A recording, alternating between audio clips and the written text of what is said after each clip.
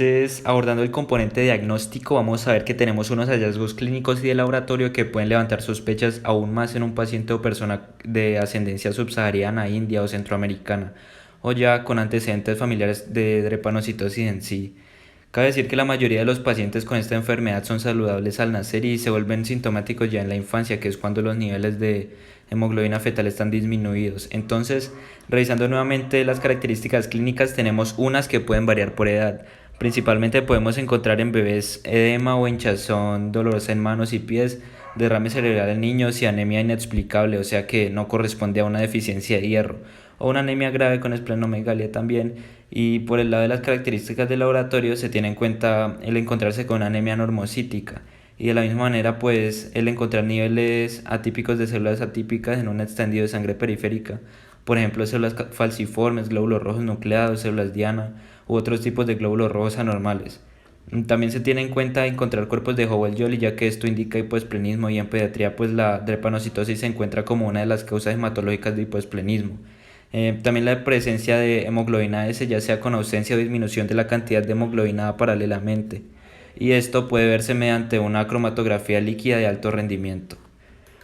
Continuando con el examen en recién nacidos, vamos a ver que en algunos programas de detección en recién nacidos se confirman los resultados con diversas pruebas moleculares.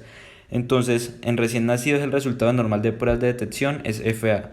Esto significa que hay mayores niveles de hemoglobina fetal que de hemoglobina A, y ya durante el primer año de vida aproximadamente esta hemoglobina A va disminuyendo, esta hemoglobina F va disminuyendo, perdón. Entonces también tenemos que si una prueba arroja resultados de FS, se vuelven a analizar los especímenes usando una segunda técnica de confirmación, ya sea con una cromatografía líquida, electroforesis con agarcitrato, etc. Bueno, continuando con el establecimiento del diagnóstico, tenemos que se hace una evaluación de las hemoglobinas adultas mediante diferentes pruebas moleculares y de hemoglobina.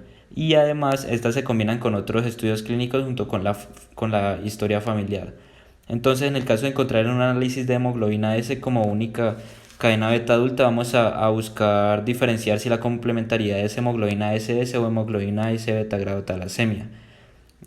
También encontramos una diferencia entre S-beta grado talasemia y S-beta más talasemia, ya que en S-beta más talasemia hay presencia de hemoglobina A, pero niveles que están por debajo del rango del rasgo drepanocítico.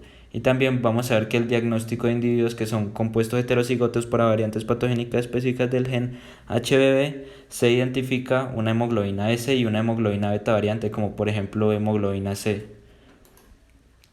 Bueno, entonces aquí tenemos en la tabla 1 un ejemplo de pruebas de diagnóstico con enfermedad de células falciformes. En la primera fila podemos decir que es una anemia drepanocítica por su estado homocigoto de SS y sus variantes S iguales en ambas cadenas beta. Y cabe observar en la segunda y tercera fila una talasemia compuesta.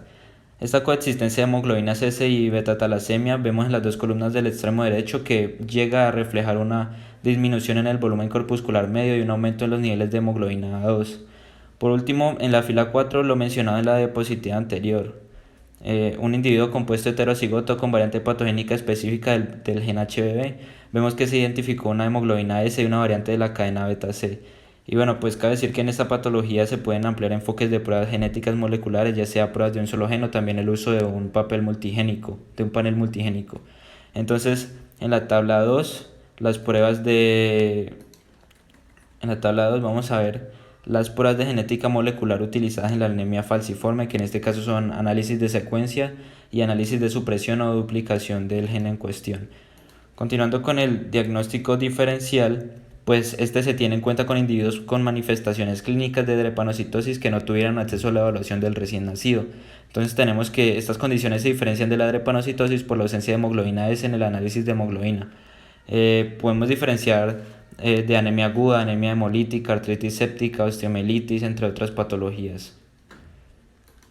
Y finalmente, posterior al diagnóstico inicial, se llevan a cabo unas evaluaciones para establecer el alcance de los daños y necesidades de los órganos en un paciente pues drepanocítico. Esto se hace mediante consulta por genetista clínico y hematología, y ya pues las evaluaciones adicionales varían según la edad y el estado clínico del paciente. Por ejemplo, en bebés mayores de 12 años se hace diferentes estudios de laboratorio de referencia, y también tenemos que durante la infancia se ofrece tipificación de HL al paciente y a algunos de sus familiares. Y por último, en cuanto a los individuos mayores, se les hace una vigilancia adaptada a su fenotipo e historia clínica. Eso pues, además de una evolución biopsicosocial completa.